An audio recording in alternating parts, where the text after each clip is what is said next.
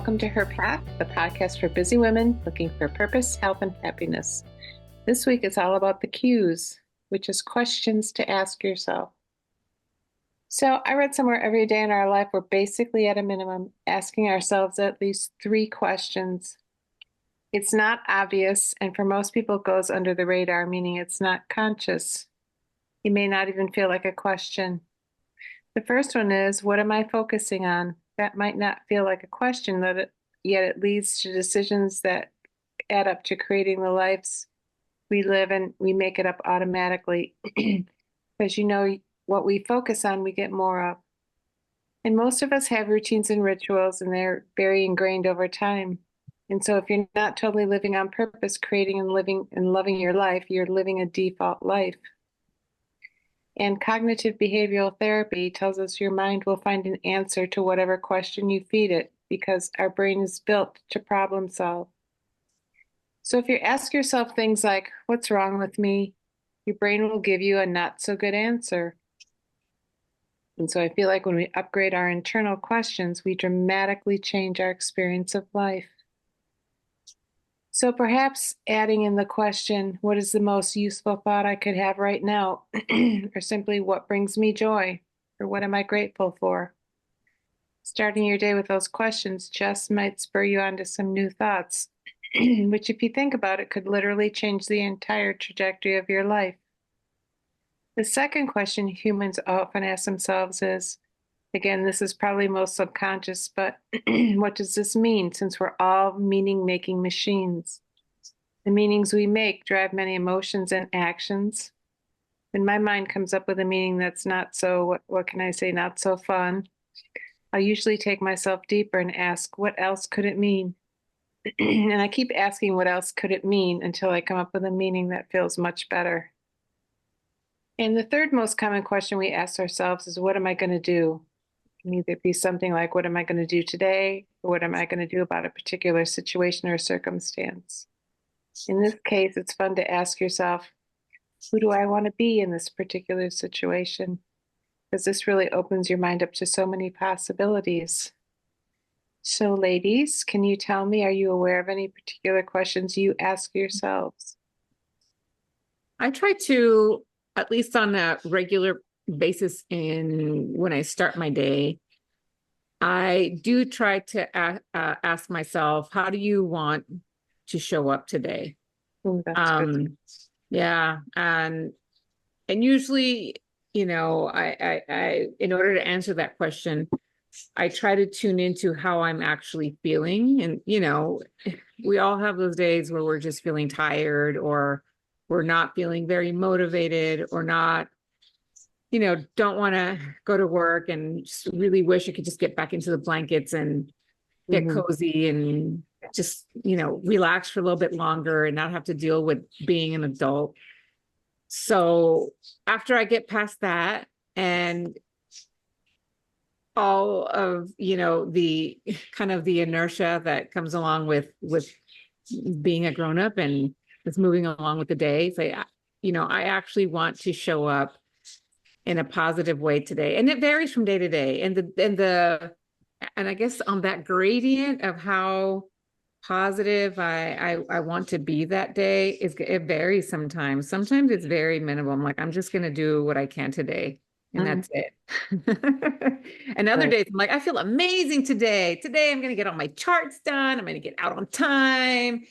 Dinner's going to be amazing. I'm going to have, sexy time with my husband at night. It's going to be awesome today. So it varies from day to day, but I do notice that I really need to kind of check into, okay, how am I actually feeling today?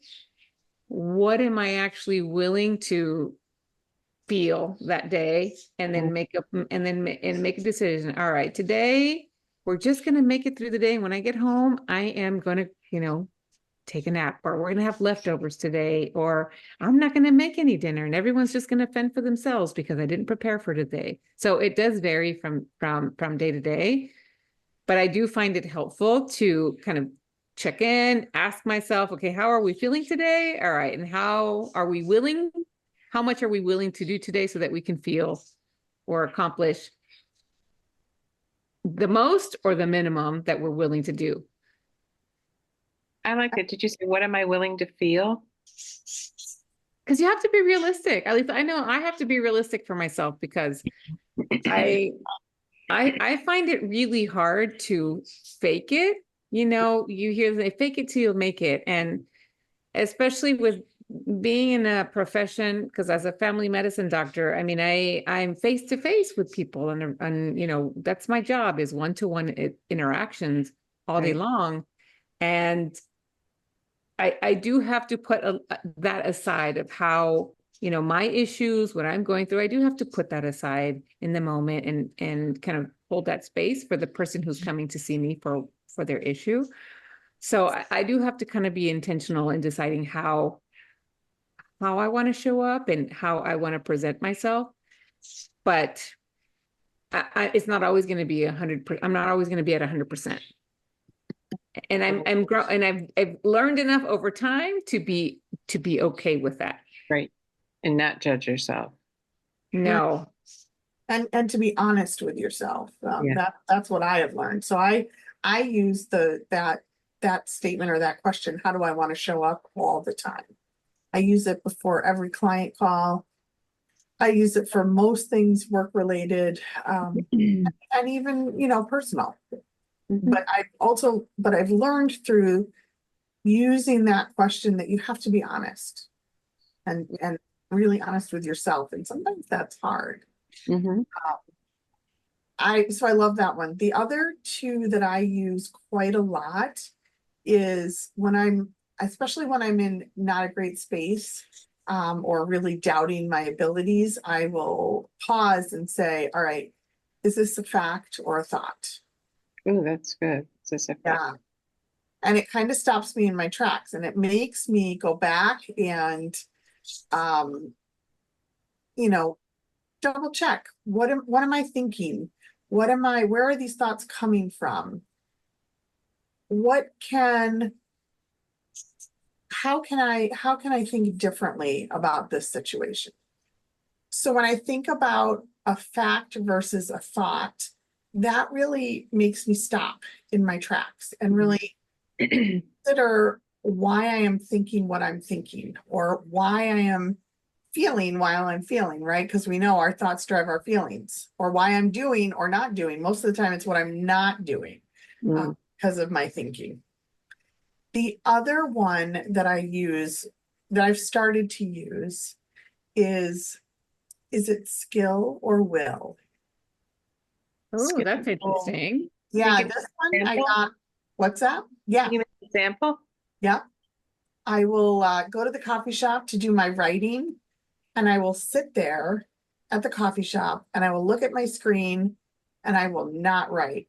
Mm. And I will say to myself, why do you think you can write these blogs every week? You can't do that. You're a respiratory therapist turned coach, right? With a lot of other things in between. But I have to go back and really question myself. Is it that you don't have the skill to write? And you know you do, because you write them all. You have 2 years worth of blogs out there. Or is it will? Interesting. I'm procrastinating. I don't like the act of writing, or I'd rather be doing something different. But this one I've been trying to use more often, especially when I'm not feeling motivated. Is it skill or will? So hopefully those are useful to our listeners. But those are the ones that I've really been focusing on. That kind of feeds into like what I've been doing, because I have a Facebook group now, and I've been posting every day in it. And sometimes I'm like, oh my gosh, kind of not freaking out, but getting a little bit, upset. Like, what, I don't know what to post. I don't know. So I'll go to bed and I'll say, when you wake up in the morning, you're going to have an amazing idea for a post. And I let it go. And normally it always happens. I love your posts. I think your posts are creative, and you go from like science-based and kind of recommendations to like fun, sense of humor, kind of very light ones. I think you do amazing with that. Yeah. Thank you. Yeah. Thank you. Very nice. So obviously those questions that you ask for yourself and, definitely are helpful in kind of like setting a curriculum for yourself Mhm. for your intentions, or kind of I think it just helps you dig deeper sometimes into what you're actually thinking, because I feel that's something that I can do better on, is asking myself questions. I kind of find myself being like someone who just kind of plows through without really asking myself, without really thinking about some of those internal kind of, thought processes that can definitely shape your whole experience. I Right. tend to be very concrete and very task oriented. And so taking the moment to stop and really asking yourself, like the one that you had mentioned, Nancy, is how am I feeling right now in the moment? Right. Can be pretty, it's super simple. You think, like, really, that's a very simple, basic question, but acknowledging and noticing how what you're feeling can change from minute to minute Right. in a simple interaction or an experience, and being really in tune with that Mm-hmm. can then open up your awareness to why you are feeling or acting or reacting in a certain way. Mm-hmm. And those micro kind of moments, they tend to add up in the whole kind of duration of our experience, of our whole experience. And being aware of that can really help us just not go through life mindlessly. Right.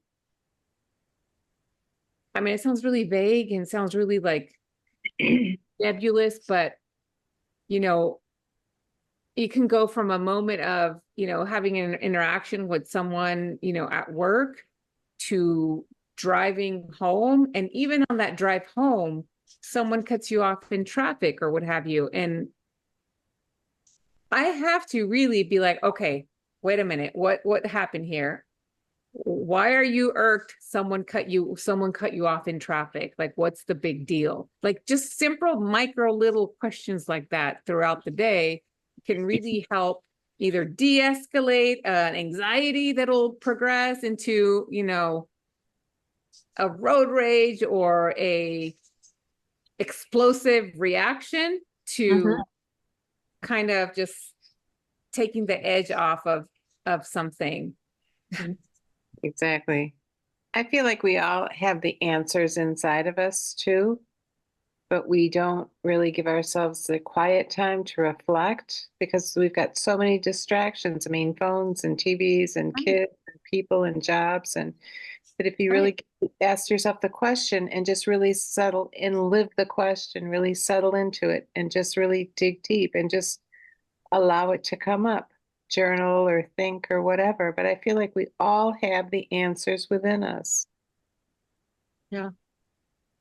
Yeah, and with my clients, I spend a lot of time teaching them how to pay attention to their thoughts, how to pay attention to themselves. I think, Gabby, it was you that said that you just steamroll ahead, right? Right. And most people do that.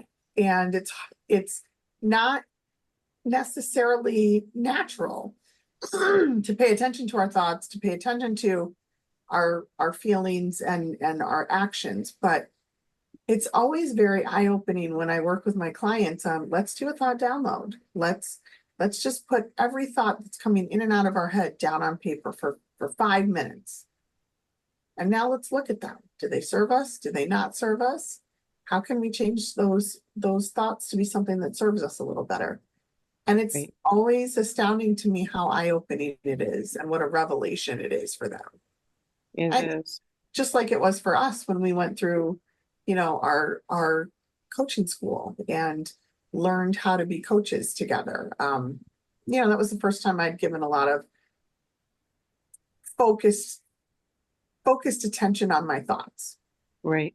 Yeah. Right. What would you say to someone who thinks thinking is exhausting? It is exhausting to think about everything, all the things.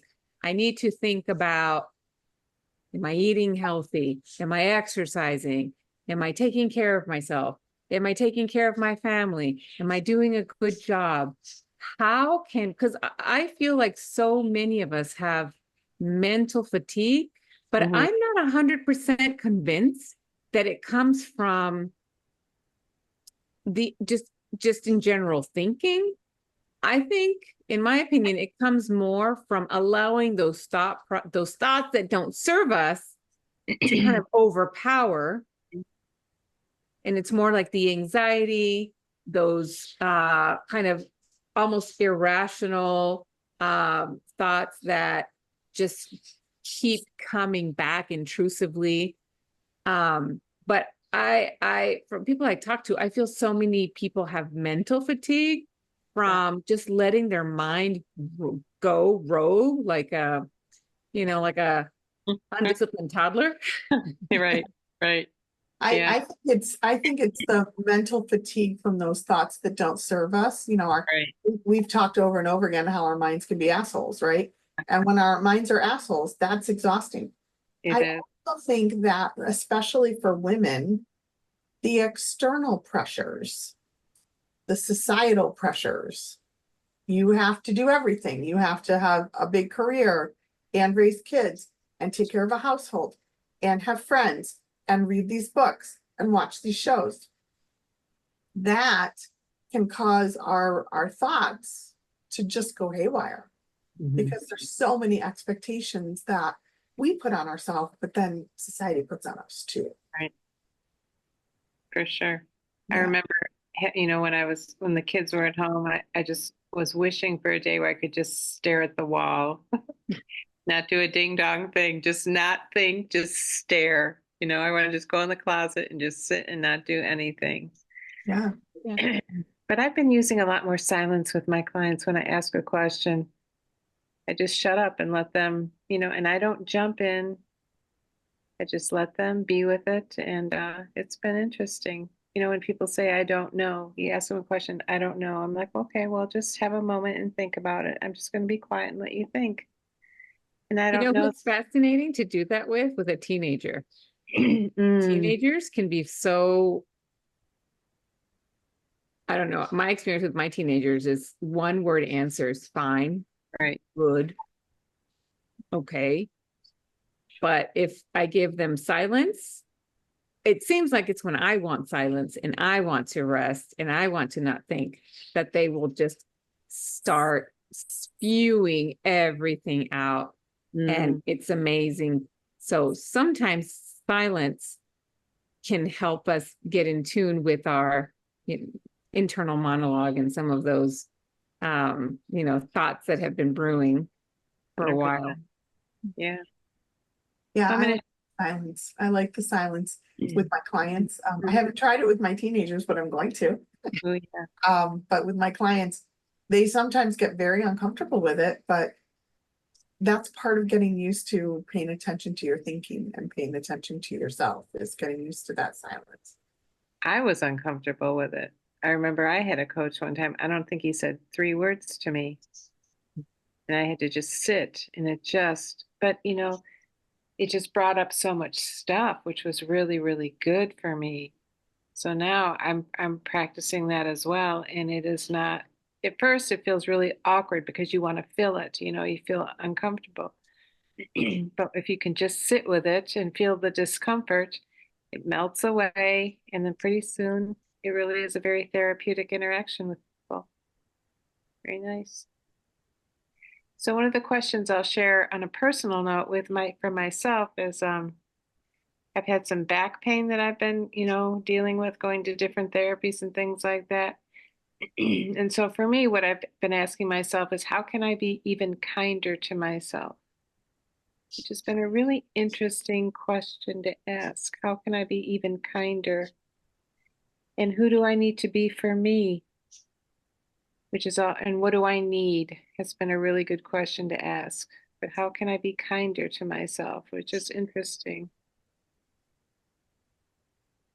It's Say that about, second one again. what's that? Say the second one again. Who do I need to be? For me. Yeah. Who do I need to be for me? And how can I be even kinder to myself? And when you do that, does guilt ever come in? No, it's interesting. It doesn't. No, That's awesome. I just think, okay. Well, for me, I think this whole thing for me has been, I really need to slow down because I used to go 90 miles an hour. And having back pain, you have to slow down. You just don't move fast. And I mean, it took me 2 hours to mow the lawn. But hey, that's it, right? So I had 2 hours, so I mowed the lawn. How can I be kinder to myself? I don't beat myself up. That's one of them. Don't judge it. It's what it is. It'll get better. I just need more time and need to be patient. And that's something you love to do, right? I think I remember you talking about that a couple of times, that you absolutely love doing that. Mowing the lawn, Yeah. it's very zen for me. My mind Mhm. just clears and it's just, I don't know. It's like you see progress, you know? Mhm. So I like that. Yeah. Mhm. So to make a shift, I'll say start asking yourselves better questions. Maybe as soon as you wake up in the morning, maybe start out with what am I grateful for? Maybe how will I take care of myself today? How will I show up for my family? How will I love them? Can I love people harder? What do I need to change in order to grow is good? Who can I inspire today? I like. Where do I want to go today? What do I want to do?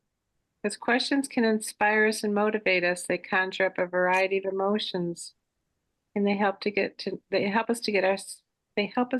to know ourselves even deeper, which I think is critical since we take yourselves wherever we go.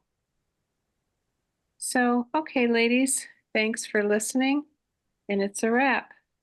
And if you like this, would you please give us a review or share it or just a simple thumbs up? Until next time, have a great day. Bye, everyone.